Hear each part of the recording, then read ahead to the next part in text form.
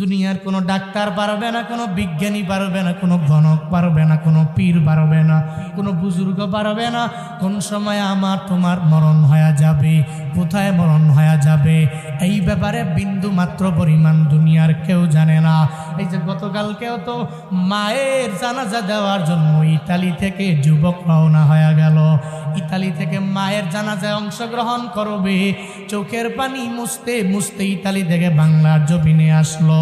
বাংলাদেশের এয়ারপোর্ট থেকে একটা নুয়া গাড়ি নিয়ে রওনা হয়ে গেল। নরসিংদী যাওয়ার পরে ভৈরবে যাওয়ার মতো কপাল জুটে নাই, ওই মায়ের জানাজা দেওয়ার সুযোগ হয় নাই। ওই জায়গায় অ্যাক্সিডেন্টে দুনিয়া থেকে বিদায় নিয়ে চলে গেল। ও আল্লাহর বান্দারা, এমন কত ঘটনার অভাব নাই।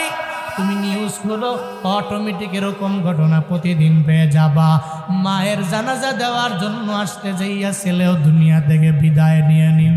বান্দারে, আমার তোমার তো এমন মরণটা হয়ে যেতে পারে, আমার তোমার তো এরকম মৃত্যুবরণ হয়ে যেতে পারে। তবে কোন জায়গায় হবে, কিভাবে হবে, কোন স্থানে হয়ে যাবে, কোন টাইমে হবে, এই ব্যাপারে জানা নাই। তো রমজানের আগে মারা গেলে রমজানের বরকতটা আমি পাইলাম না। এজন্য নবী